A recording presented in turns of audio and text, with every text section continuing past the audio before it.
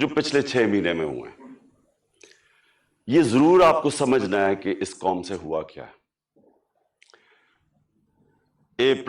مارچ 6 یا 7 کو مراسلات ہیں۔ ڈونلڈ لو ایک American under secretary of state حکم کرتا ہے پاکستان امبیسڈر کو، بلکہ اس کو دھمکی دیتا ہے کہ اگر عمران خان کو نہ ہٹایا تو پاکستان کو مشکلات کا سامنا کرنا پڑے گا، اور اگر ہٹا دیا تو سب کچھ ٹھیک ہو جائے گا۔ اور اگلے دن اور نو کانفیڈنس موشن، عدم اعتماد کی تحریک جمع کروائی جاتی ہے اسمبلی میں، اور دیکھتے دیکھتے سارے ہمارے لوگ، ایک منڈی لگتی ہے سندھ ہاؤس میں، اور لوگ بیٹھنا شروع ہو جاتے ہیں۔ یہ یاد رکھیں کہ گورنمنٹ کبھی ہارتی نہیں ہے نو کانفیڈنس۔ وہ کیوں نہیں ہارتی؟ کیونکہ گورنمنٹ کے پاس گورنمنٹ کے وسائل ہوتے ہیں، ہمارے پاس گورنمنٹ کا پیسہ ہوتا ہے۔ ہم چاہتے تو وہ منڈی لگی ہوئی تھی نا، وہ 20 کروڑ 25 کروڑ آفر کر رہے تھے، ہم زیادہ پیسے دے دیتے، گورنمنٹ کا پیسہ تھا جو پہلے ہوتا رہا ہے۔ اور یہ جو پیسہ انہوں نے استعمال کیا، یہ بھی چوری کا پیسہ تھا، یہ کوئی ڈکلیئرڈ پیسہ تو نہیں تھا، یہ بلیک کا پیسہ تھا، یا انہوں نے سندھ گورنمنٹ کا پیسہ خرچ کیا تو انہوں نے خرید لیے لوگ۔ ہم نے پرنسپل فیصلہ کیا کہ ہم اس آکشن کے اندر حصہ نہیں لیں گے، کیونکہ اگر ہم گورنمنٹ کا پیسہ استعمال کرتے ہیں تو ہم لوگوں کا پیسہ، عوام کا پیسہ چوری کرتے ہیں، جو عوام کی ان کا حق ہے۔ گورنمنٹ گر جاتی ہے۔ سارے سمجھتے ہیں کہ جناب اب تحریک انصاف کی قبر کھود گئی ہے، عمران خان ہمیشہ کے لیے گیا اور مٹھائیاں بٹے گی۔ لیکن پاکستانی قوم وہ کرتی ہے جو اس نے کبھی پہلے کیا ہی نہیں۔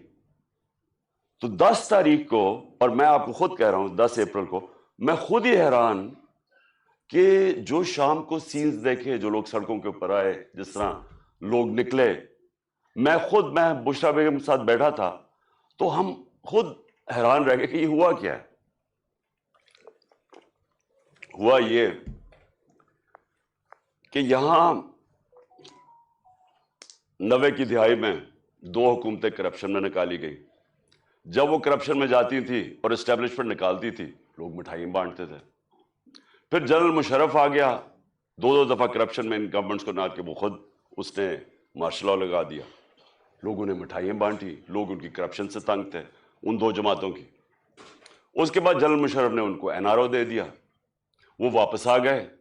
فیصلہ جنرل مشرف نے کیا NRO دینے کا، جب اس کے پاس رائٹ ہی نہیں تھا کہ عوام کا پیسہ چوری، کرپشن کا مطلب ہوتا ہے عوام کا پیسہ چوری ہونا، تو عوام کا پیسہ چوری ہوگا اور جنرل مشرف معاف کر دیتا ہے ان کو، وہ آ جاتے ہیں۔ اور 10 سال 4 گنا پاکستان کا قرضہ بڑھتا ہے۔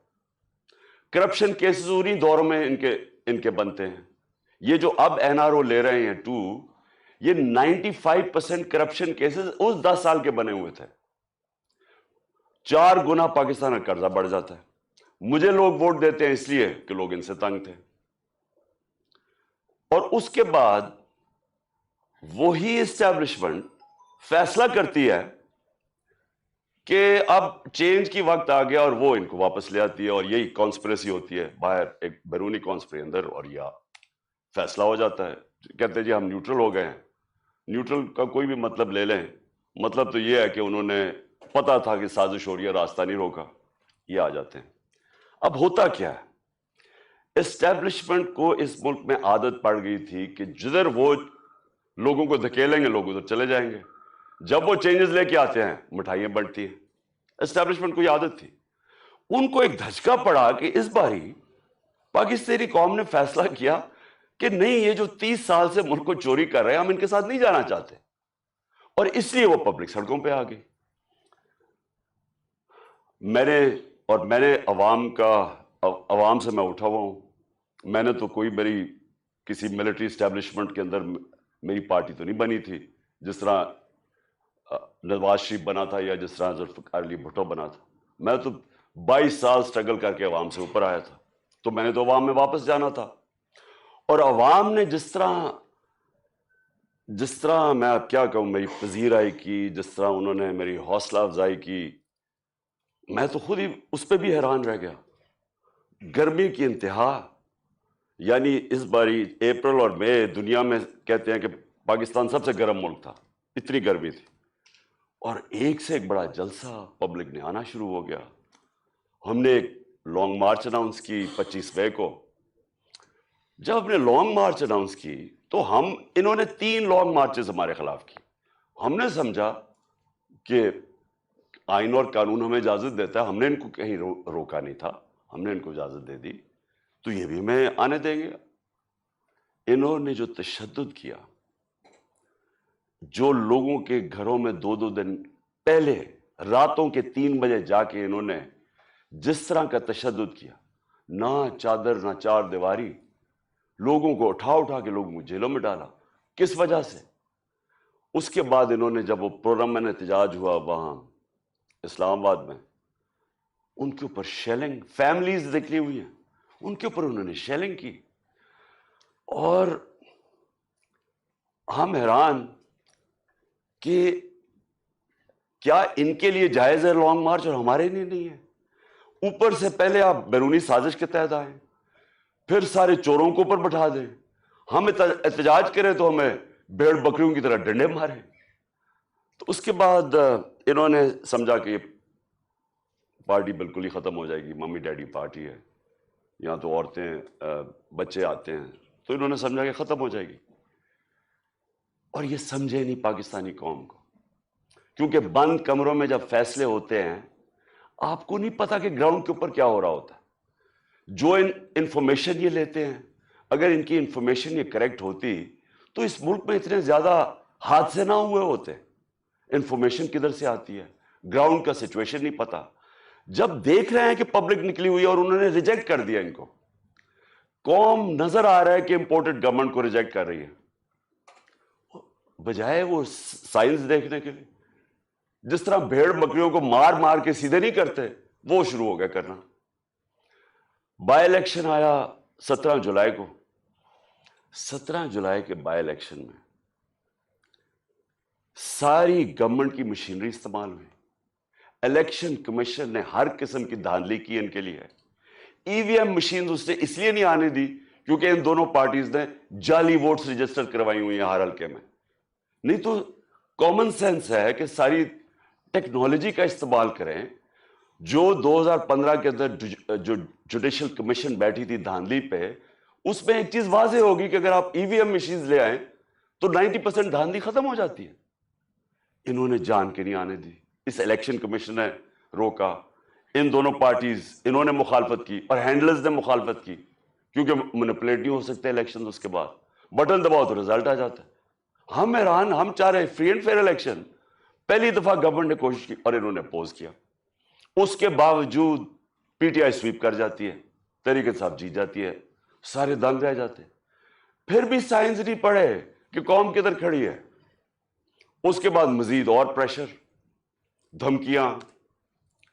اور اس کے بعد کیا ہوتا ہے کہ ایک چینج ہوتا ہے، ایک ہینڈلر آ جاتا ہے Islamabad, Faisal, general Faisal, major general Faisal. وہ کہہ کے آتا ہے کہ میں اب تمہیں بتاؤں گا کہ میں کیسے ان کو سیدھا کرتا ہوں. اور سختیاں شروع ہو جاتی ہیں. جو تحریک انصاف کے لیے میڈیا کور کر رہے ہیں ان کے لیے سختیاں، جو جرنلسٹ تحریک انصاف کو فیور کر رہا ہے ان کے اوپر سختیاں. ہمارے ممبرز کو اپروچ کیا جا رہا ہوتا ہے کہ آپ ہمارے ایم پیز کو، یہ ذرا سنیں، ایم پیز کو ڈرایا دھمکایا جا رہا ہے کہ اس کو چھوڑو عمران خان کو. کیا ڈرایا دھمکایا جا رہا ہے؟ کہ ہمارے پاس ہمارے کرپشن کیسز ہیں. اگر وہ نہیں مل رہا ہے تو ہمارے پاس ویڈیوز ہیں، آپ کی گندی ویڈیوز ہیں، وہ ہم بلیک میل کرنے کے لیے. یہ تماشا ہو رہا پاکستان میں کہ ہماری اپنی ایجنسیز اپنی ڈیموکریٹک پروسیس کو چلنے نہیں دے رہی اور یہ استعمال کر رہی ہیں. بجائے ریئلائز کریں کہ آپ نے غلطی کر دی ہے. لوگ چور نہیں ایکسیپٹ کر رہے، اس کے باوجود ایک غلطی کو دہراتے جا رہے ہیں اور فورس کرتے جا رہے ہیں لوگوں کو. دھمکیاں آنی شروع ہو گئی. مجھے تب پتا چلا کہ میرے اوپر ایک انہوں نے پلان بنایا، کیونکہ آپ اچھا پھر الیکشن کمیشن کو استعمال کیا جا رہا ہے کسی طرح عمران خان کو ڈسکوالیفائی کرو. فورن فنڈنگ کیس، پتا چلا وہ فورن فنڈنگ ہی نہیں ہے، اس کو ہمیں لٹکایا کہ فورن فنڈنگ میں اب پارٹی جائے گی، پتا چلا وہ پروہیبٹیو فنڈنگ ہے، اس کے اندر پارٹی ڈسکوالیفائی نہیں ہو سکتی. ادھر سے چینج کر کے توشہ خانہ آ گئے.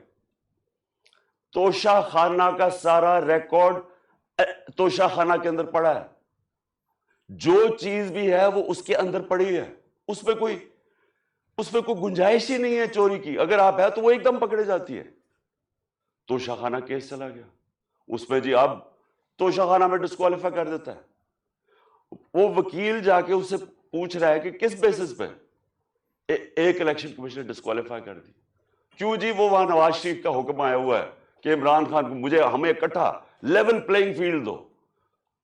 وہ آدمی جو اربوں روپیہ اس ملک کا چوری کر کے باہر لے کے جاتا ہے، جو ہدیبہ پیپر ملک، یہ ہدیبہ پیپر ملک سمجھ لیں، اسحاق ڈار نے جج کے سامنے اپنی فری ول سے سٹیٹمنٹ دی ہوئی ہے، جس کو سیکشن 164 کہتے ہیں. 164 بیان جو ہے وہ جیل میں نہیں دیا جاتا، وہ آپ جج کے سامنے جا کے کنفیس کرتے ہیں کہ یہ میں نے کیا ہے.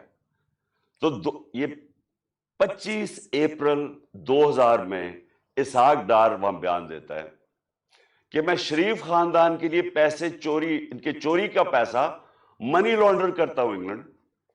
وہاں قاضی فیملی کے بینامی اکاؤنٹس کھولے جاتے ہیں، شریف فیملی کا وہاں سے، اور پھر ریمیٹنسز دکھا کے پاکستان آتا ہے اور شریف فیملی کے اندر چلا جاتا ہے. یعنی سیدھی سیدھی چوری. ہدیبہ پیپر ملک میں NRO مل جاتا ہے، ڈسپائٹ کہ وہ اسحاق ڈار کہہ رہا ہے کہ میں کنفیس کر رہا ہے کہ میں منی لانڈرر ہوں شریف خاندان کا، اور ان کو بتا رہا ہے کہ کرپٹ ہے. NRO مل جاتا ہے. وہ نواز شریف جو کہ پھر ایونس فیلڈ اپارٹمنٹ اس کی پینما پیپرز کے اندر پکڑی جاتی ہے، تسلیم کر دیتا ہے ہماری ہے. اب پیسہ کدھر سے آیا وہ بتا نہیں سکتے. کبھی قطری خط آ جاتا ہے، پھر ایک کوئی فیک ڈیڈ آ جاتی ہے، ٹرسٹ ڈیڈ، وہ کلیبری فونٹ والی. جھوٹ پہ جھوٹ بولے جا رہے ہیں. آج تک ایک ڈاکیومنٹ نہیں بتائی کہ لندن کے سب سے مہنگے علاقے میں 4 اپارٹمنٹس آپ کی جو آپ تسلیم کر رہے ہیں ہماری ہیں، اور کہہ رہے ہیں کہ جناب عمران خان کو اور مجھے ایک ہی طرح لیول پلئنگ فیلڈ دو. عمران خان نے اپنے لندن کا فلیٹ 34-35 سال پہلے لیا، کرکٹ کھیلتا تھا انٹرنیشنل. عدالت نے جب مانگا سارا ریکارڈ دیا. ریکارڈ کا مطلب کہ ایک 40 سال کے کانٹریکٹس دکھائے کہ کدھر سے پیسہ آیا، کیسے فلیٹ خریدا، بیچا کتنے کا، منی ٹریل پاکستان بینکوں کے تھرو پیسہ آیا. اور مجھے اس سے کمپیئر کر رہا ہے جو اربوں روپے کی پراپرٹیز باہر رکھی ہوئی ہیں. بیٹوں کی پراپرٹی باہر ہے، وہ بیٹا علیحدہ، وہ جو حسن شریف بتا ہی نہیں سکتا کہ 9-10 ارب کے گھر کدھر سے آیا. اور وہ کہہ رہا ہے کہ لیول پلئنگ فیلڈ. تو لیول پلئنگ فیلڈ کیا ہے کہ الیکشن کمیشن اب مجھے ڈسکوالیفائی کرے، اور وہ ڈسکوالیفائی کرے توشہ خانہ کیس. اب کو 8 دفعہ الیکشن کمیشن نے ہمارے PTI کے خلاف فیصلہ دیا. 8 دفعہ ہم عدالت میں گئے ہیں، اور 8 دفعہ عدالت نے اوور ٹرن کیا الیکشن کمیشن کا فیصلہ. اب ہم پھر عدالت میں جائیں گے، اور میں آپ کو یقین دلاتا ہوں کہ اس کو اتنی شرمندگی ہوگی، اور اس میں شرم نہیں ہے اس الیکشن کمیشن میں، کیونکہ یہ نون لیگ کے گھر، نواز شریف کے گھر کا نوکر ہے، اور بھی ہینڈل ہوتا ہے پیچھے سے. یہ بالکل یہ اس کے اوپر میں پھر کیس کروں گا، ہر جانا کروں گا اس کے اوپر کہ اس نے میرے پر غلط الزام لگایا ہے. اور پھر FIA کیسز کر رہی ہے. ایک پولیٹیکل پارٹی جس نے لیگل فنڈ ریزنگ کی ہے پاکستان میں، وہ تحریک انصاف ہے. 40,000 کا ہمارا ڈیٹا بیس ہے. کسی پارٹی کے پاس ہے ہی نہیں، ان کے پاس کوئی ڈیٹا بیس ہی نہیں ہے. اچھا، وہ ان سے پوچھ ہی نہیں رہا کہ کدھر سے آپ نے پیسے اکٹھے کیے. جس پارٹی نے پیسے اکٹھے کیے ان سے پوچھ رہا ہے. اچھا، وہ جواب بھی دے رہے ہیں. اب وہ کیا کر رہے ہیں کہ جنہوں نے 10 سال پہلے پیسے دیے تھے PTI کو، ان کو FIA کانٹیکٹ کر کے ان کو ہراس کر رہی ہے، تاکہ PTI کے جو ڈونرز ہیں وہ بھاگ جائے PTI سے، کہ پیسہ نہ اکٹھا کر سکے PTI. وہ پارٹی جو پبلک سے پیسہ جو ساری دنیا میں ہوتا ہے، اس پارٹی کو بند کرنے کی کوشش کر رہے ہیں. وہ جو 2 پارٹیز بتا ہی نہیں سکتی کہ پیسہ کدھر سے اکٹھا کرتے ہیں، اور اس کا ورڈ ہے کرونی کیپٹلزم. یہ پہلے بزنس مین کے ساتھ بزنس کرتے ہیں اور پھر ان سے پھر ان کو پیسے، ان کو موقع دیتے ہیں پیسے بنانے کا، پھر ان کے ساتھ یا پروفٹ شیئرنگ کرتے ہیں اور پھر انہی سے ڈونیشن لے لیتے ہیں. ان کے پاس تو ڈونر بیس ہی کوئی نہیں ہے. ہم کیوں فیصلے کر سکتے ہیں پبلک کے لیے؟ ہم کیوں بڑے بڑے مافیاز کے خلاف کھڑے ہوئے جس طرح شوگر مافیا؟ کیونکہ ہمارے پاس پبلک کا ڈونر بیس ہے. ہم پبلک سے پیسے اکٹھے کرتے ہیں، اس لیے ہم پبلک کے انٹرسٹ کے لیے کھڑے ہو سکتے ہیں. یہ ہیں چھوٹی سی ایلیٹ انٹرسٹ پروٹیکٹ کرنے کے لیے مافیاز کے ساتھ آئی. تو ایف آئی اے ہمارا نقصان پہنچا رہی ہے ہمیں کہ ہمارے کیسز ہمارے، تاکہ ہمارے ڈونرز بھاگ جائیں. اس کے علاوہ انہوں نے صحافیوں سے کیا کیا؟ جب سے یہ آئے Faisal, general Faisal, major general, جو صحافیوں سے کیا انہوں نے، یہ پاکستان، مشرف کے مارشل لاء مجھے یاد ہے، مجھے اس نے جیل میں ڈالا، لیکن مشرف کا مارشل لاء لبرل تھا. اس کے مقابلے میں جو آج کل ہو رہا ہے، جو صحافیوں سے ہو رہا ہے، جو عمران ریاض اس کو پکڑ کے جیل میں، پھر ایاز امیر اس کو مار پٹوائی، ذلیل کروایا، سمیع ابراہیم سینئر ریسپیکٹڈ لوگ، اس کو غلام حسین چودھری تقریباً 80 سال کا، اس کو پکڑ کے جیل میں ڈال دیا. اور جو ارشد شریف سے کیا، یعنی یہ قوم کبھی معاف ہی نہیں کرے گی ان لوگوں کو جنہوں نے ارشد شریف میری نظر میں پاکستان کا نمبر 1 انویسٹیگیٹو جرنلسٹ تھا اور نمبر 1 کریڈیبلٹی تھی. سب کو پتا تھا کہ یہ بکتا نہیں ہے، سب کو پتا تھا اس کا خوف کسی سے نہیں. اس سے جو کیا ہے، ملک سے باہر بھاگ، مجھے پتا ہے اس کے پیچھے کون پڑا ہوا تھا. ارشد شریف کے گھر والوں کو پتا ہے کہ کون پڑا ہوا تھا اس کے پیچھے، صحافیوں کو پتا ہے کہ کون اس کے پیچھے پڑا ہوا تھا، کہ کیوں اس کو ملک چھوڑ کے جانا پڑا، اور پھر کیوں وہ دبئی سے آگے جانا پڑا اس کو. سب کو پتا ہے کہ کون پیچھے پڑا ہوا تھا اس کے. اور جو اس کی شہادت ہوئی، یہ اس ملک کی تاریخ کا میں سمجھتا ہوں افسوسناک موڑ ہے کہ جتنی صحافت اوپر چلی جاتی ہے، معاشرے کو وہ لفٹ کر دیتی ہے، معاشرے کے ویلیوز لفٹ کر دیتی ہے، معاشرے کو امر بالمعروف پہ لگا دیتی ہے. یہ صحافیوں کا کام ہوتا ہے، موریلٹی معاشرے کی ریز کرے. اور جدھر کون آج کل فیورٹس بنے ہوئے ہیں؟ لفافے، جو زبیر بیچنے والے صحافی جن کی کریڈیبلٹی کوئی نہیں ہے. آپ صرف یہ دیکھ لیں کہ کن لوگوں کی آج ویورشپ اوپر ہے اور کن کی نیچے ہے، آپ کو پتا چل جائے گا عوام کدھر کھڑی. عوام بیوقوف نہیں ہے. یہ جو عوام آپ کو بار بار میسیجز بتا رہی ہے کہ وہ ایک ابراہم لنکن کی سیئنگ ہے کہ you can't fool all the people all the time. تھوڑا وقت سب کو پاگل بنا سکتے ہیں، سارا وقت کبھی کوئی انسان نہیں، معاشرہ پاگل نہیں بن سکتا. تو لوگوں کو پتہ ہے کیا ہو رہا ہے اور لوگ بتا رہے ہیں. پھر الیکشن ہوا، بائی الیکشن ہوا ہمارا، 9 سیٹوں پہ میں کھڑا ہوا صرف ایک پوائنٹ بتانے کے لیے کہ عوام کدھر کھڑی. 9 سیٹوں میں سے 8 جیتا. یہ ورلڈ ریکارڈ ہے، دنیا میں کبھی ایک پارلیمنٹیرین 12 سیٹیں نہیں ایک اسمبلی میں جیتا. پھر عوام بتا رہی ہے وہ کدھر کھڑے ہیں، لیکن نہیں، عوام کی نہیں سننی. کسی طرح عمران خان کو ڈسکوالیفائی کرو، کسی طرح اس کے اوپر کیسز بناؤ، کسی طرح اس کو گندا کرو، اس کے اوپر مڈ سلنگنگ کرواؤ، اس کو ثابت کرو کہ جناب یہ بھی باقیوں کی طرح ہے، اور یہ ثابت کرو کہ جناب یہاں پولیٹیشنز یہ تو سارے ایک ہی طرح کے ہیں اور جو بھی فیصلہ ہوگا وہ پیچھے بیٹھ کے ہینڈلز کریں گے. لیکن جب انہوں نے دیکھا جلسے ریکارڈ، میں پتہ نہیں 60-70 کتنے جلسے کر بیٹھا ہوں، میں نے کبھی پاکستانی قوم کو ایسے نہیں نکلتے دیکھا. الیکشن ریزلٹس آپ کے سامنے، انہوں نے فیصلہ کیا، اور فیصلہ پہلے کیا مجھے مروانے کا. 4 لوگوں نے بند کمرے میں فیصلہ کیا مجھے مروانے کا. میں ٹی وی پہ جا کے لوگوں کو بتایا کہ انہوں نے فیصلہ کیا.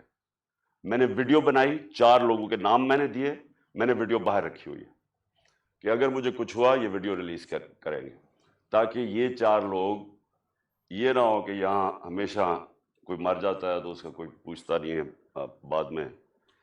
تو میں کہتا کہ قوم کو, دنیا کو پتا ہو, میرے ملک کو پتا ہو کہ کس نے یہ کیا ہے. اس کے بعد یہ فیصلہ, یہ بند کمروں میں کہ اس کو اب کسی طرح عمران خان کو مارو.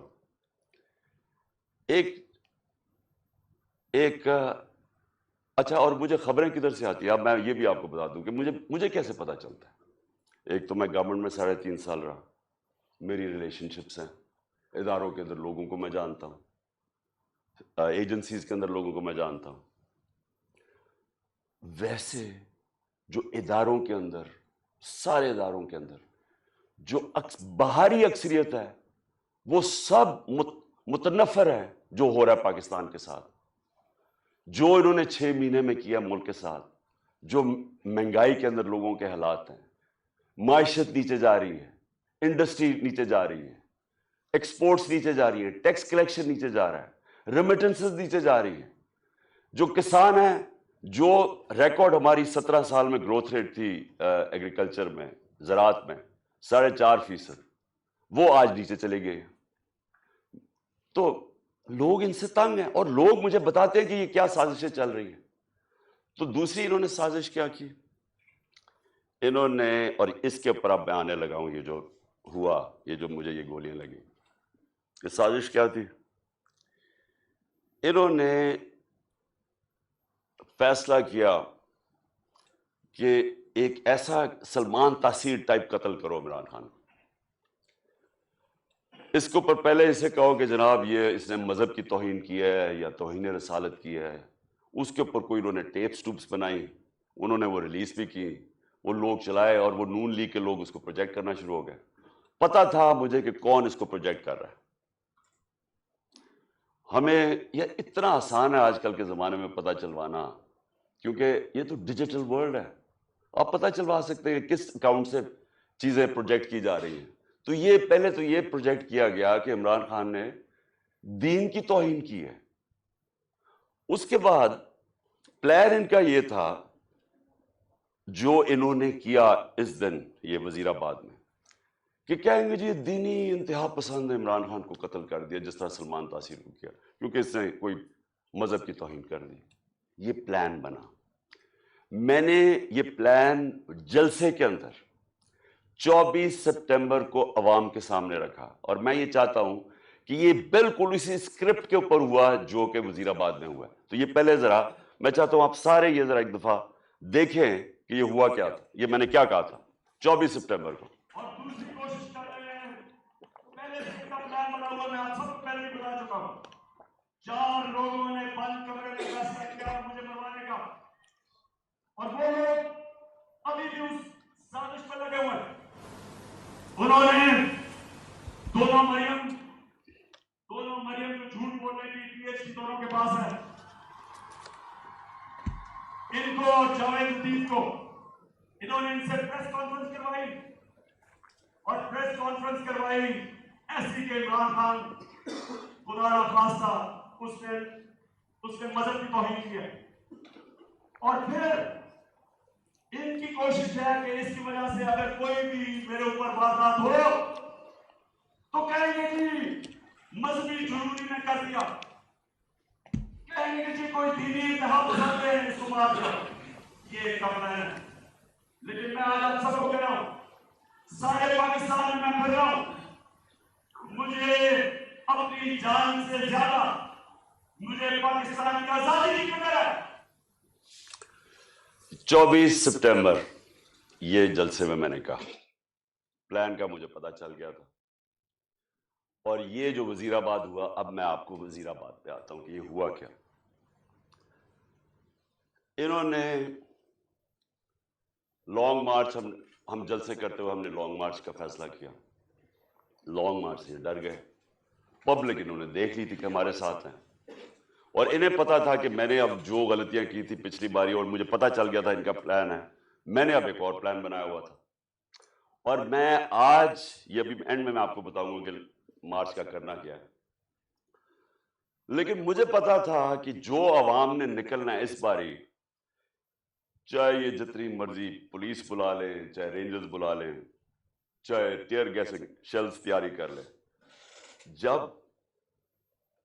عوام کا سمندر نکلتا ہے, وہ کہتے ہیں no power can stop an idea whose time has come. جب ایک نظریے کا وقت آ جاتا ہے اس کو کوئی نہیں روک سکتا. تو ان کو, مجھے پتا تھا کہ اسلام آباد میں, اور انشاءاللہ یہ میں ثابت کروں گا, اتنی پبلک نے آنا ہے کہ اس ملک کی تاریخ میں کبھی پبلک اتنی نکلی نہیں ہے. اور وہ یہ بھی خوفزدہ تھے, ہیں بڑے بزدل.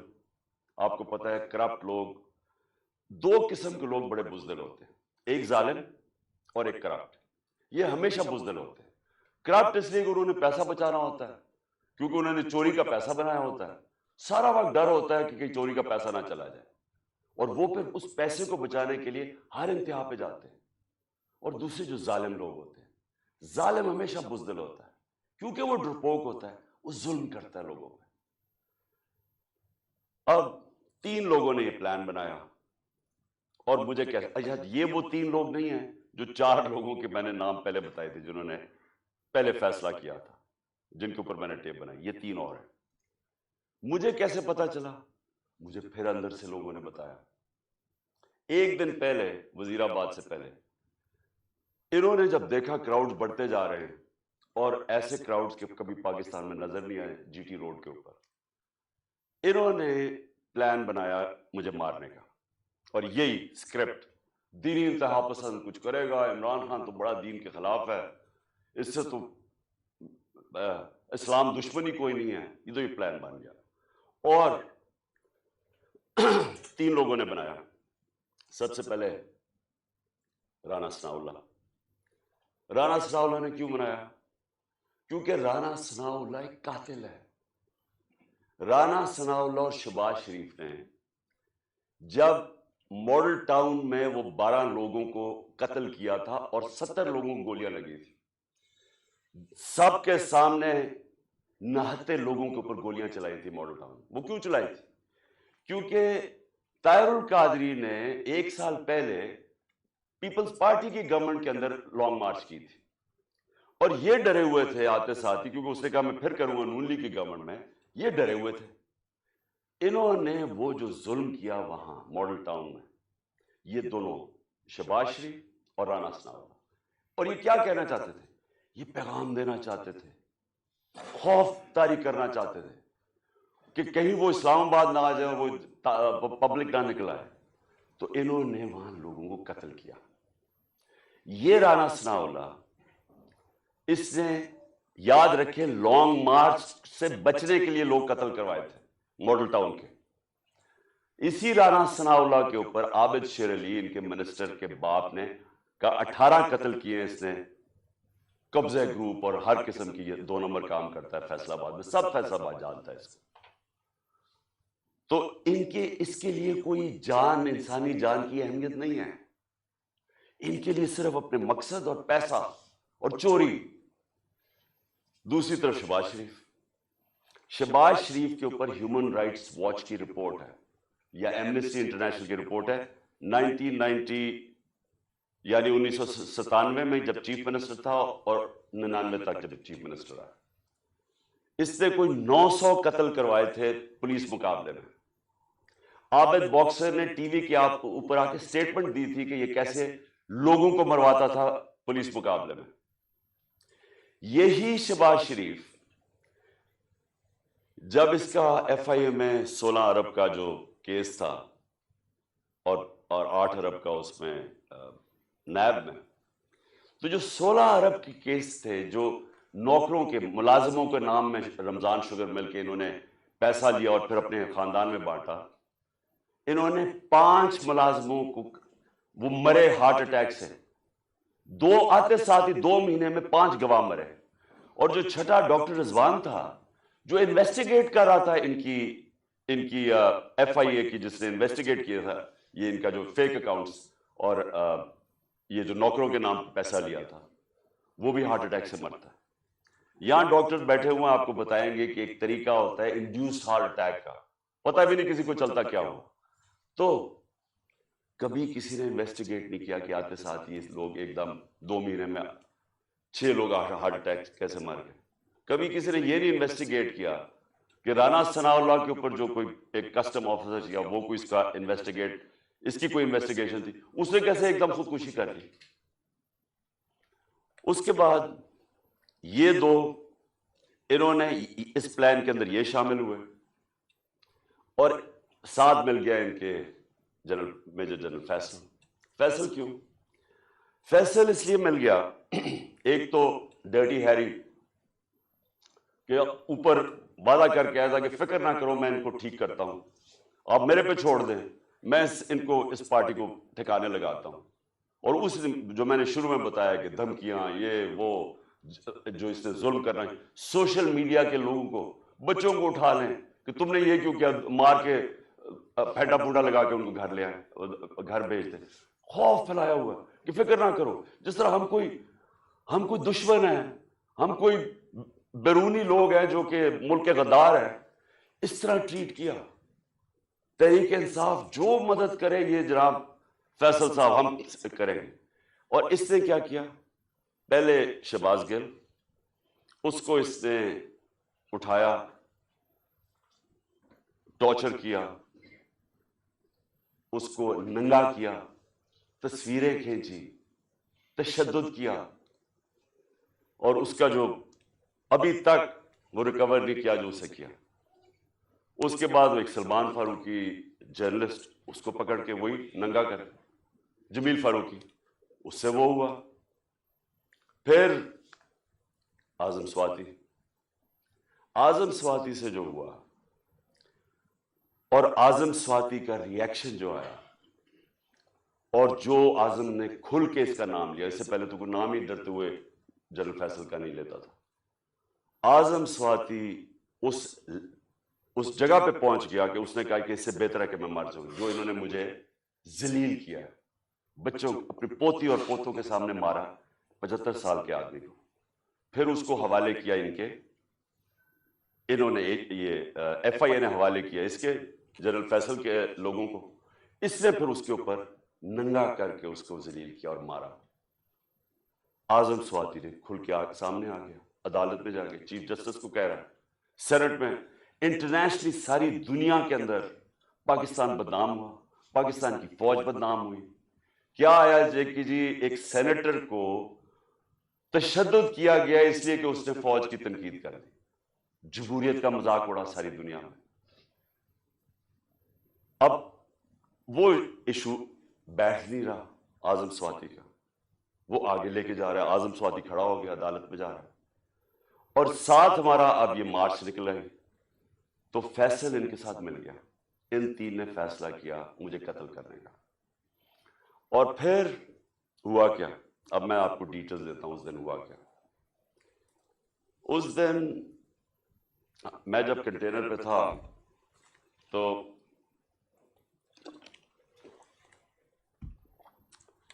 ایک دم گولیوں کا ایک برسٹ آتا ہے، میری ٹانگ پہ گولیاں لگتی ہیں، میں گر جاتا ہوں. اور جب میں گر رہا ہوتا ہوں تو دوسرا برسٹ آتا ہے. یہ ایک برسٹ ادھر سے آتا ہے اور دوسرا برسٹ آگے سے آتا ہے. 2 آدمی تھے، اور جب میں گر رہا ہوتا ہوں تو میرے اوپر سے گولیاں جاتی ہیں. یعنی کہ اگر یہ سنکرونائز کر دیتے، میرے خیال میں ان کا اس میں نے بچنا ہی نہیں تھا. اگر یہ دونوں جو میرے انہوں نے اکٹھے اگر مارنا تھا تو اس نے ادھر سے مارنا تھا، تو یہ تو جدھر سے اس نے مارنا تھا اس نے بچنا ہی نہیں تھا، کیونکہ سامنے سے مارنا تھا، وہ سائڈ سے مارا تھا. تو جب میں گر رہا تھا تو اوپر سے گولیاں گئیں، اور پھر بھی کیونکہ میں گر گیا تھا، میرے خیال میں اس نے سوچا ہوگا، اوپر جو بیٹھا ہوا تھا اس نے سوچا کہ اب یہ مر گیا، اور وہ وہاں سے چلا گیا. اب جو چیز سمجھنے کی ہے وہ یہ کہ ایک تو پکڑا گیا جنونی، اس کو کہا جی یہ تو بڑا کوئی دینی جنونی، کوئی انتہا پسند ہے.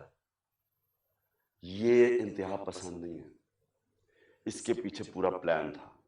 یہ پلان پورا ہم اب انکور کریں گے، اور میں آپ کو بتاؤں اس کے ساتھ اور لوگ ملوث ہیں، اور یہ پلان اب کا نہیں پہلے کا بنا ہوا ہے.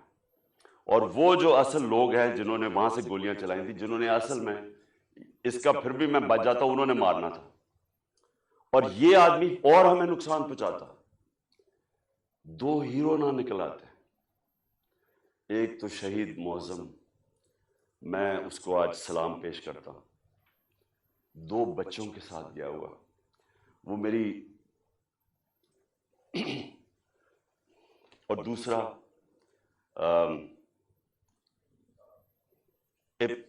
ابتسام، جس طرح اس نے پکڑا اور جس طرح اس کی اگر دلیری نہ ہوتی تو اس نے بس مارنے تھے تو اور تباہی کر سکتا تھا. 11 لوگوں کو گولیاں لگی اور ایک ہمارا معظم شہید ہوا. اب ہم نے ایف آئی آر رجسٹر کرنے کی کوشش کی ہے. سب ڈرتے ہیں کیونکہ کئی ادارے یہ قانون سے اوپر ہے. میں آج جنرل باجوہ سے سوال پوچھتا ہوں کہ کیا فوج کا وقار اوپر جائے گا یا نیچے جائے گا اگر جو آپ کی فوج پہ کالی بھیڑیں غلط کام کر رہی ہیں، ظلم کر رہی ہیں، انسانوں پہ تشدد کر رہی ہیں، اگر آپ ان کے اوپر ایکشن لیں گے تو فوج کا وقار اوپر جائے گا، لوگ عزت کریں گے فوج کی. لیکن اگر یہ ہے کہ فوج میں ایسے لوگ بیٹھے ہیں جو ہمیں بھیڑ بکریوں کی طرح سمجھ رہے ہیں، مار داڑ کر کے، ڈرا دھمکا کے، اگر سمجھ رہے ہیں کہ اس طرح فوج کا وقار اوپر چلا جائے تو نفرتیں بڑھ رہی ہیں. آپ کے ایک میجر جنرل نے جو میرے خیال میں غداری میں پکڑا گیا، امریکہ کے لیے غداری کر رہا تھا، آپ نے اس کو سزا دی. فوج کا وقار اوپر گیا، غلط کام کر رہا تھا. تو کیا یہ اب میجر جنرل فیصل اس کی تفتیش ہونے دیں گے آپ؟ اور کیا اس ملک میں اب تفتیش ہو سکے گی جب جنرل فیصل کے اوپر الزام ہے، انٹیریئر منسٹر ثناء اللہ کے اوپر الزام ہے، اور تیسرا پرائم منسٹر شہباز شریف کے اوپر الزام ہے؟ کیسے تفتیش ہوگی؟ جب تک یہ 3 لوگ ریزائن نہیں کرتے تفتیش ہوگی کیسے؟ اور ادھر میں جنرل باجوہ آپ سے بھی فوج کے وقار کے لیے کہہ رہا ہوں کہ یہ پاکستانی فوج کو نقصان پہنچا رہے ہیں. اس طرح کی کالی بھیڑیں، یہ جو سمجھتے ہیں کہ ہم انسان ہی نہیں ہیں، بھیڑوں کو کبھی ادھر موڑ دو کبھی ادھر موڑ دو، آج وہ چور ہیں کل وہ NRO مل گئے تو اچھے ہو گئے ہیں، آج پھر آپ ان کو چور بنا دیں گے کل پھر بھیڑی. ہم انسان ہیں، انسانوں کو جانوروں کی طرح نہ ٹریٹ کریں. اور انسان کسی وقت آگے کھڑا ہو جاتا ہے، اور یہ قوم کھڑی ہو گئی ہے. یہ میں آج آپ کو بتا دوں، 2 راستے اب اس قوم کے سامنے، یا ایک پرامن انقلاب آئے گا اور یا خونی انقلاب آئے گا، اور تیسرا راستہ نہیں ہے. کیونکہ میں نے 6 مہینے میں اس قوم کو جاگتے دیکھا ہے. قوم کھڑی ہو گئی ہے. یہ جو شعور کا جن ہے یہ بوتل سے نکلا ہے، یہ اندر نہیں جانے لگا. اب فیصلہ صرف یہ کر لیں کہ ہم پرامن طریقے سے اس ملک کے اندر چینج لے کے آئیں گے، جو کہ بیلٹ باکس کے ذریعے آئے گا صاف اور شفاف الیکشن کے لیے، یا وہ جو ایران میں ہوا تھا ہوگا، تباہی ہوگی، جو سری لنکا میں لوگ سڑکوں پہ آ جائیں گے، کیوس ہوگا. یہ جماعت جس کو ان 3 لوگوں نے مجھے قتل کرنے کی کوشش کی اور اللہ نے بچایا. جس طرح بھی ڈاکٹر فیصل نے کہا کہ یہ جو گولی میری یہ ادھر اوپر کی ٹانگ پہ لگی، وہ ایک گولی میری جو وہ اصل آرٹری ہے اس کے نیچے سے نکل گئی اور ایک اس کے پاس آگے رک گئی. اگر وہ رپچر ہو جاتی تو 20 منٹ میں انسان مرتا ہے، 20 منٹ میں سارا خون نکل جاتا ہے. اگر تو سیدھا ہاسپٹل نہ ہو 20 منٹ میں مر گیا آدمی. تو اللہ نے اگر مجھے یہ بچایا ہے، جو مجھے آج زندہ رکھا ہے، یہ صرف اللہ کا کرم ہے. انہوں نے تو پوری کوشش، کوئی کسر نہیں چھوڑی تھی. انہوں نے تو ایک ادھر سے اور ادھر سے سامنے والے نے مارنا تھا. اور پھر سوال میں پوچھتا ہوں، سب سے بڑی پاکستان کی پولیٹیکل پارٹی، اس کے سربراہ، جو واحد فیڈرل پارٹی رہ گئی ہے پاکستان میں، یہ 2 فیملی پارٹی سکڑ کے چھوٹی چھوٹی پارٹیز رہ گئی ہیں. میں چیلنج کر کے جاؤں گا سندھ میں اور انشاءاللہ یہ زرداری مافیا کو سندھ میں ہرا کے دکھاؤں گا آپ کو. سندھ کے لوگ اس سے تنگ ہیں, ان کو سب سے زیادہ غلام ادھر بنایا ہوا, ان کو وہ سب سے زیادہ آزادی طلب کر رہے ہیں. اور یہ شریف خاندان, میں چیلنج کرتا ہوں یہ کدھر کسی سیٹ پہ میرے سے مقابلہ کرے. نواز شریف آئے, کہتے ہیں نا اسے آئے, اتنی کوششیں کر رہی ہیں, این آر او سب کو دے دیا ہے, سارے چوروں کو منی لانڈرر ساروں کی عید ہو گئی ہے. کسی وہ کہتی ہے مریم لیول پلینگ فیلڈ, چیلنج کرتا ہوں کسی سیٹ پہ پنجاب میں میرے سے مقابلہ کر لیں, کیونکہ پبلک چینج ہو گئی ہے. یہاں ایک جاگی ہوئی قوم ہے, ان کو بھیڑوں کی طرح نہ ٹریٹ کریں. اور چیف جسٹس صاحب, میں آپ سے مخاطب ہوں, دیکھیں یہ ملک ترقی نہیں کر سکتا جب تک رول آف لا نہیں ہوگا. میں ساری دنیا پھرا ہوں, 70 سال میری عمر ہے, میں نے مغربی دنیا اندر سے دیکھی ہوئی ہے. میں جب 18 سال کا انگلینڈ گیا تو میں نے پہلی دفعہ رول آف لا دیکھا. مجھے تو پتہ ہی نہیں تھا, کیونکہ ہم تو ملٹری ڈکٹیٹرشپ میں بڑے ہوئے تھے یہاں 60s میں. تو پہلی دفعہ میں نے ایک فلائی ریاست دیکھی, وہ کیا ہوتی ہے, اور رول آف لا دیکھا کہ قانون سب کے لیے ایک برابر. کوئی طاقتور وہاں قانون کے اوپر نہیں تھا, کوئی وہاں قبضہ گروپ نہیں تھے. ان کی عدالتیں ان کو ان کمزور کی حفاظت کرتی ہیں. وہاں اگر آپ کے پاس پیسے نہیں ہیں, لیگل ایڈ دیتی ہیں کہ ایک عام آدمی جا کے عدالت میں کیس لڑ سکے. وہاں کسی کی جرت نہیں ہے, کسی طاقتور کی جرت نہیں ہے کسی پہ ظلم کرے. اس لیے وہ کامیاب معاشرے ہیں, اس لیے وہاں خوشحالی ہے. میرے سامنے میری زندگی میں دیکھتے دیکھتے سنگاپور, جو ایک پاکستان کا مقابلہ ہی نہیں کوئی کر سکتا تھا, پاکستان سب سے تیزی سے ترقی کر رہا تھا 60s میں, ہم تو مثال تھے دنیا کی. اور کہاں سنگاپور ہمارے ساتھ, ہمارے سے نیچے شروع ہوا. آج ہمارا جو پر کیپٹا انکم ہے وہ پتہ نہیں $2000 ہوگا, سنگاپور کا $60,000 ہے. کیونکہ ان کے اسٹیٹسمن لی کوان یو نے سب سے پہلے زور لگایا قانون کی بالادستی قائم کرنے کے لیے. اور اس نے, جب قانون کی بالادستی ہوتی ہے تو کرپشن ختم ہوتی ہے. کرپشن تب ہوتی ہے جس ملک کے اندر قانون کی حکمرانی نہیں ہوتی, جب کوئی قانون سے اوپر نہیں ہوتا, جب کسی کو این آر او نہیں ملتا, جب لوگوں کو پتا ہوتا ہے کہ آپ جرم کریں گے, آپ جتنے بھی طاقتور آپ کو سزا ملے گی. صرف تب ایک معاشرے کے اندر انصاف ہوتا ہے اور وہ معاشرے میں پھر خوشحالی آتی ہے. ہمارے نبی صلی اللہ علیہ وسلم نے مدینہ کے اندر غربت تھی, لیکن انہوں نے پہلے انصاف قائم کیا, عدل اور انصاف. فلائی ریاست بنائی اور عدل انصاف قائم کیا. رحم دل ریاست بنائی اور عدل انصاف قائم کیا. اس کے بعد خوشحالی آئی, پہلے خوشحالی نہیں آئی. ہم کیوں نہیں آگے بڑھ رہے؟ میں ابھی آپ کے سامنے مثال دے رہا ہوں کہ ملک کی سب سے بڑی پارٹی کا جو سربراہ ہے اس کو انصاف نہیں مل رہا. اس کو ایسے جو میرے سے چیف جسٹس صاحب جو 6 مہینے میں میرے سے کیا گیا ہے, میں آپ کو یقین دلاتا ہوں کہ کوئی ملک اپنے دشمن سے نہ کرے.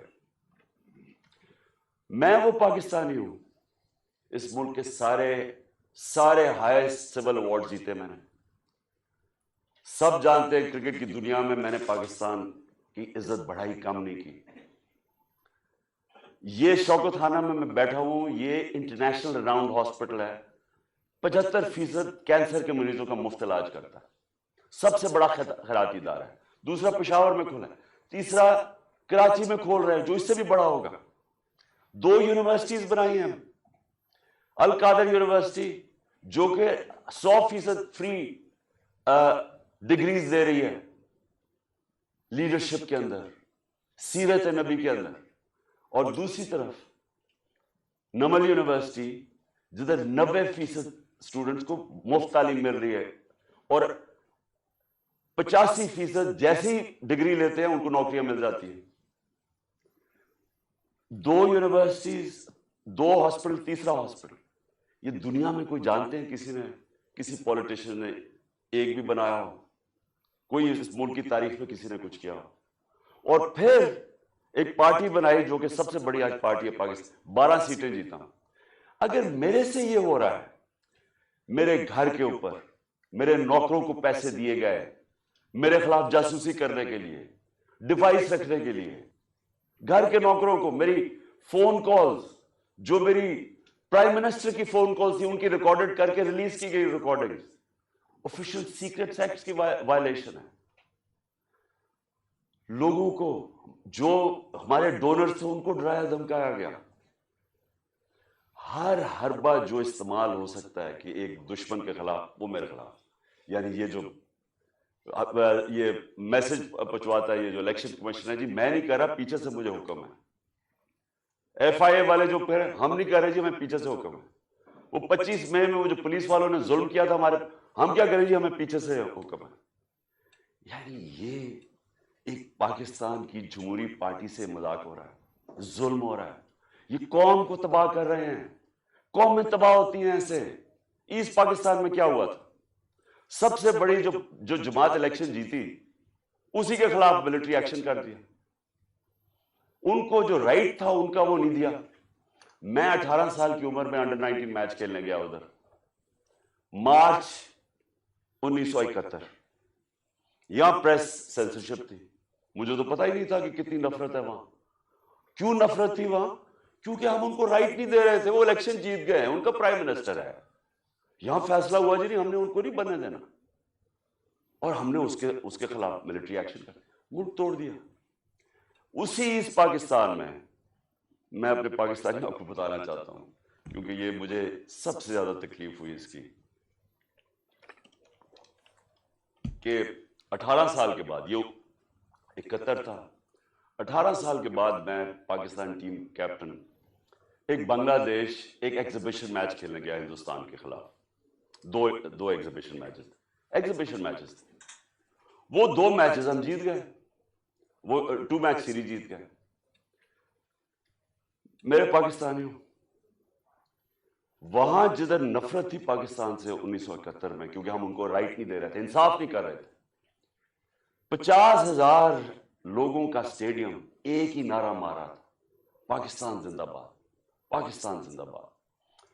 ہوٹل سے جدھر ہمارا ہوٹل تھا اور جدھر سٹیڈیم تھا, سٹیڈیم سے ہوٹل تک لوگ سڑکوں پہ لائنوں پہ کھڑے ہوئے تھے, پاکستان زندہ باد. تو میں نے تب مجھے پتا چلا یہ کتنی بڑی ٹریجڈی ہے, کہ ہم نے کتنا ظلم کیا ان لوگوں کے ساتھ جو ہمیں چھوڑنا نہیں چاہتے تھے, لیکن ہم نے ان سے انصاف نہیں کیا. اب وہی کرنے جا رہے ہیں, سب سے بڑی پارٹی کو دیوار کے ساتھ لگا رہے ہیں اور اس کے لیڈر کو قتل کر رہے ہیں, کوشش کر رہے ہیں. کیوں؟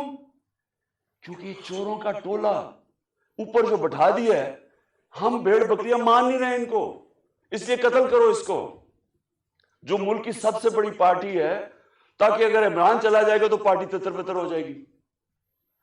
جو پارٹی فیڈریشن کو اکٹھا رکھ سکتی ہے وہ تو صرف تحریک انصاف ہے. ملٹری, اگر ملٹری اب ملک کو اکٹھا رکھ سکے تو ایسٹ پاکستان نہ ٹوٹتا. پولیٹیکل پارٹیز ملک کو اکٹھا رکھتی ہیں, ملٹری مدد کرتی ہے. یہ الٹا جا رہا ہے. یہ پھر کوئی تاریخ سے ہم نے کچھ نہیں سیکھا. کیا ہوگا؟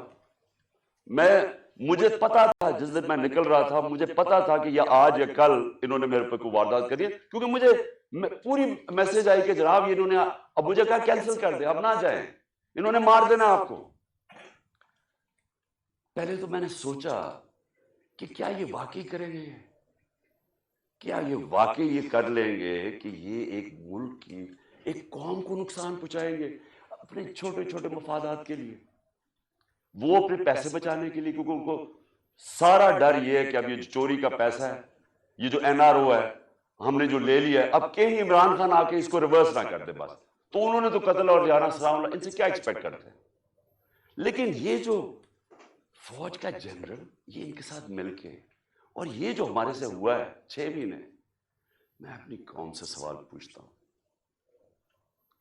کہ کیا ہم, اب ہمارا اب یہ سوال ہے, ہم نے اپنے آپ سے پوچھنا, کیا ہم نے ایسی رہنا ہے یا ہم نے اپنی تقدیر بدل کے آزاد ہونا ہے؟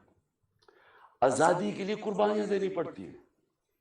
مجھے پتا تھا کہ انہوں نے واردات کرنی ہے, مجھے پتا تھا ایک یا اس دن ہونی تھی یا اگلے دن ہونی تھی, لیکن میرا یہ ایمان ہے کہ اگر آپ ان چوروں کی غلامی کے نیچے رہنا، اس سے بہتر ہے زندہ نہ رہو.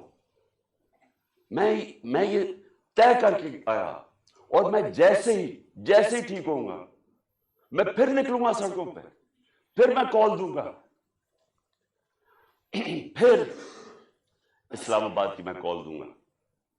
اس لیے کہ اس قوم کے اوپر اگر ان چوروں نے اور ان ظالموں نے حکمرانی کرنی ہے، اور اگر ہم باحثیت قوم اس کو ایکسپٹ کر گئے، تو اس لیے پاکستان نہیں بنا تھا.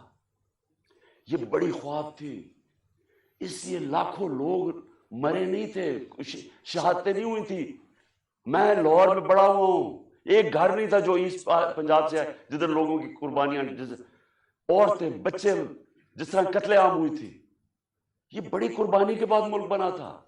قائد اعظم جب پاکستان لینڈ کیا، انہوں نے 3 ہفتے پہلے، انہیں پتا تھا انہوں نے زندہ نہیں رہنا. کسی کو نہیں بتایا کہ کہیں اگر دشمنوں کو پتا چل گیا تو وہ انہیں پتا کہ اگر قائد اعظم فوت ہو گئے تو یہ ملک نہیں بنے گا. کسی کو پتا نہیں چلنے دیا. اور 3 ہفتے پہلے لینڈ کرتے ہیں کراچی، تو ایڈمرل جو ان کا اسسٹنٹ تھا اسے کہتے ہیں، میں نہیں سمجھتا تھا کہ میری زندگی میں پاکستان بنے گا.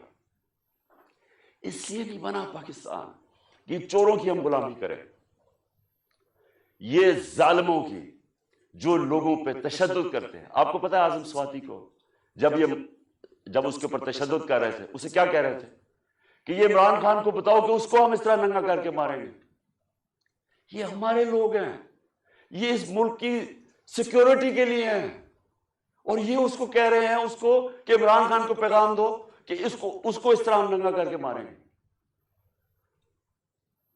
پنڈی کا وہ مسٹر وائی جو ملتان کا ہے، مسٹر وائی بیٹھا ہوا ہے، وہ ہمارے ایم پیز کو بلا کے کہہ رہا ہے کہ دیکھو یہ پی ٹی آئی کی کوئی فیوچر نہیں ہے، اور عمران خان کو تو ہم نے وہ کرنا ہے جو اعظم سواتی سے کیا.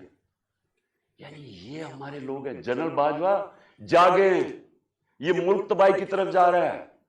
یہ اگر آپ نے ان کے اوپر کالی بھیڑوں پہ ایکشن نہ لیا، یہ نفرتیں بڑھتی جائیں گی، یہ قوم ٹوٹنے کی طرف جائے گی. عمران خان کو جب اللہ نے لے کے جانا ہے میں تو تیار ہوں اس کے لیے.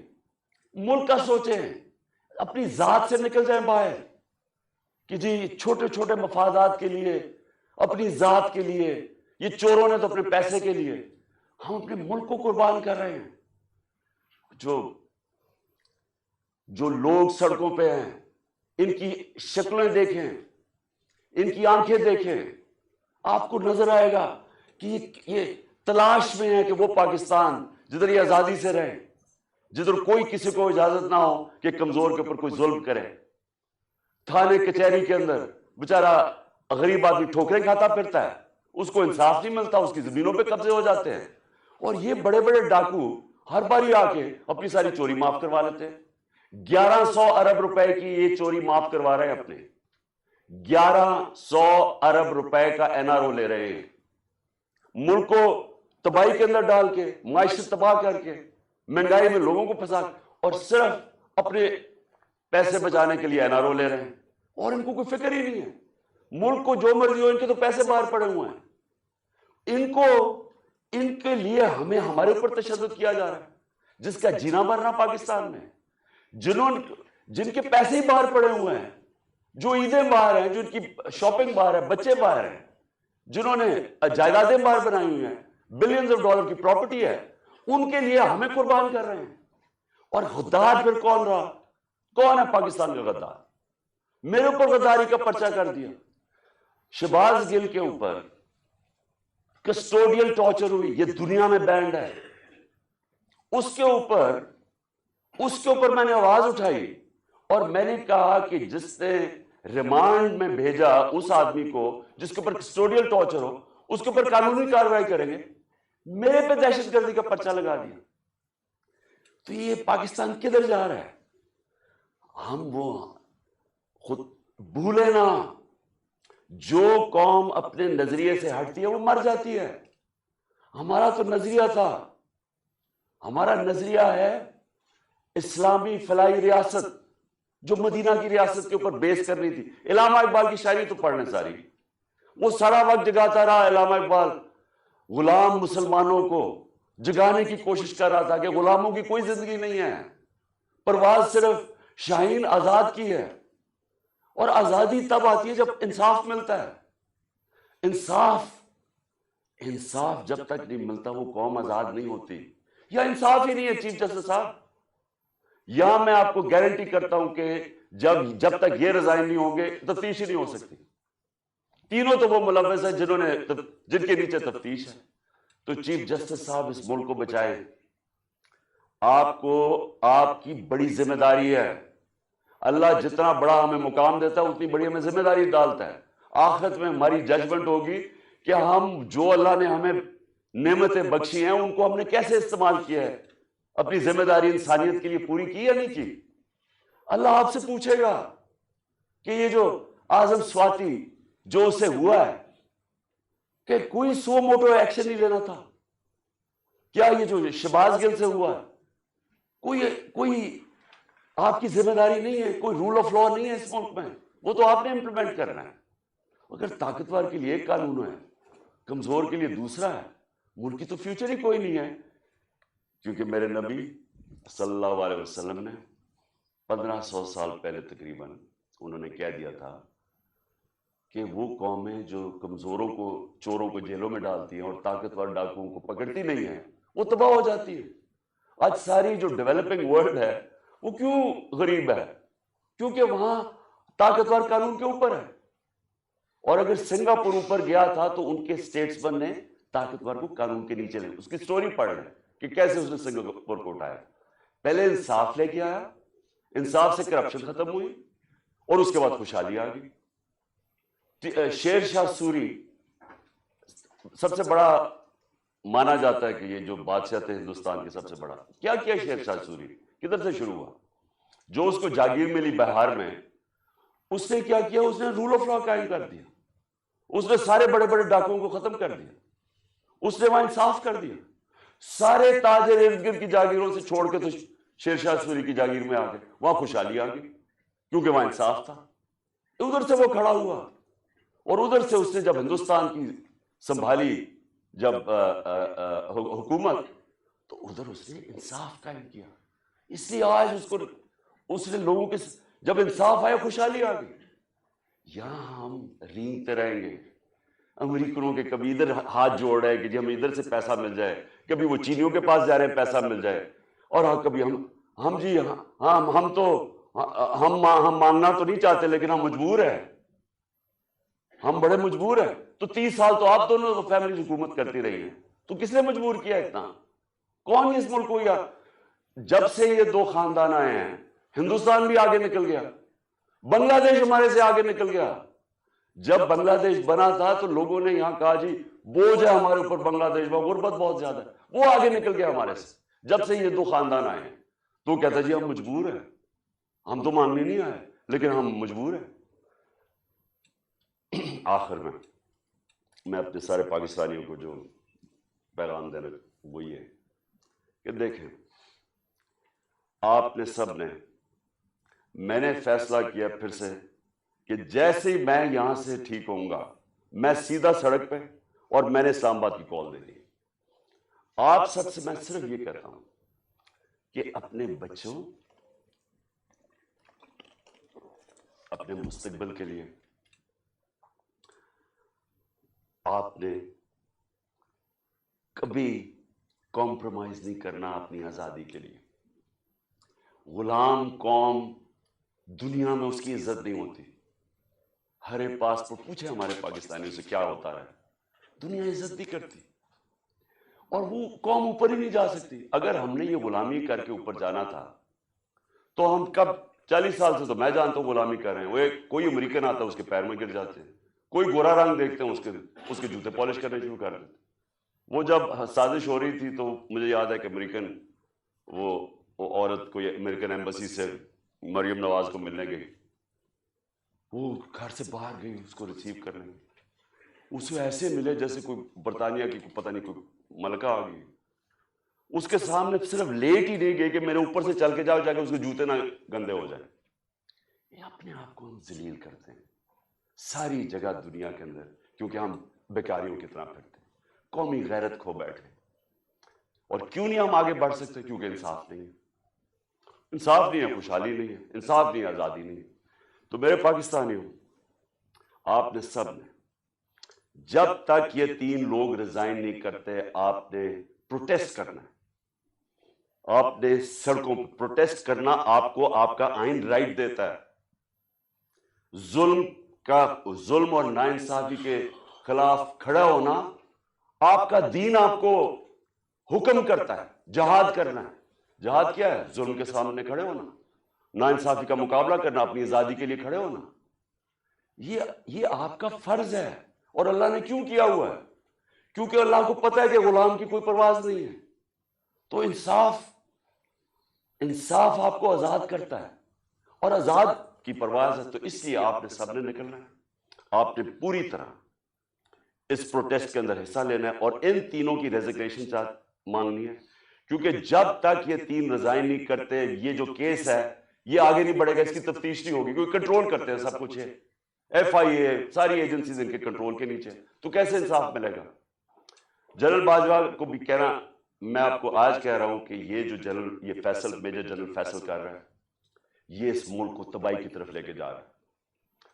فوج اس ملک کی ضرورت ہے. ہم جو میری طرح کے لوگ آزاد سوچ ہی نہیں سکتے زندگی آزادی کے علاوہ, وہ چاہتے ہیں کہ ہماری فوج مضبوط ہو, کیونکہ مضبوط فوج ہی ہمیں آزاد رکھے گی. یہ کمزور کر رہا ہے فوج کو. ان حربوں سے ہماری فوج کمزور ہو رہی ہے. ہم جب تنقید کرتے ہیں یہ تعمیری ہے, یہ اپنی فوج کو کمزور کرنے کے لیے نہیں ہم کر رہے. ہم آپ کو آج کہہ رہے ہیں, ساری قوم آپ کو کہہ رہی ہے کہ یہ چوروں کے ساتھ ہم نے نہیں چلنا. قوم آپ کو بار بار کہہ رہی ہے. نہ یہ کریں کہ ہمیں ڈنڈے مار مار کے یہ فیصل کہ جی نہیں آپ نے بھیڑ بکریوں کی طرح ان کے ساتھ چلنا, نہیں چلنا انہوں نے, اور انتشار کی طرف جا رہا ہے قوم. سو مہربانی کریں, اس کو ریزائن کروائیں, اس کے اوپر پوری تفتیش کریں کہ اس نے کس قسم کا ظلم کیا ہے. اعظم سواتی کے اوپر جو ہوا ہے, جو شہباز گل کے اوپر ہوا ہے, جو جمیل فاروقی کے اوپر ہوا ہے, ننگا کر کے, کون سی قوم اجازت دیتی؟ کبھی سنا ہے امریکہ کے اندر, امریکہ کے اندر, یورپ میں کسی آزاد قوم میں سنا ہے کہ اس طرح آزادی رائے کے اوپر کسی کو ننگا کر کے ماریں اور پھر دھمکیاں دیں آگے سے کہ یہ بتا دو کہ عمران خان سے بھی یہی ہوگا؟ یعنی یہ ہماری ایجنسیز ہیں, ان کا یہ کام ہے کہ ملک کو ہی کمزور کرو. تو پروٹیسٹ ہوگا جب تک یہ 3 ریزائن نہیں کریں گے. جیسے میں ٹھیک ہوں گا, میں سڑک پہ پھر آ رہا ہوں, اور میں اسلام آباد کال دوں گا, آپ تیار رہیں.